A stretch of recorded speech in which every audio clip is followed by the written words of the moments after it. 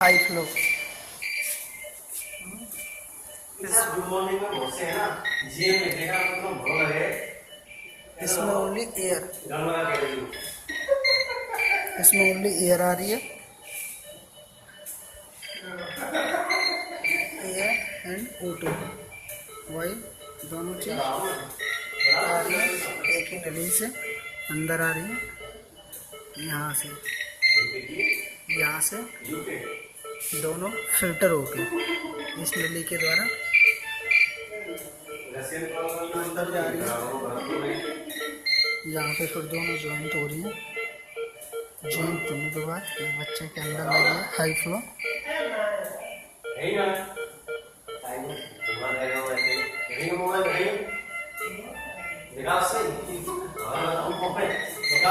ये यहाँ से एयर एंड उसको हीट के रूप में काम कर गर्म करने के लिए अंदर की एयर हीट जितना टेम्परेचर के हिसाब से अंदर जाती है।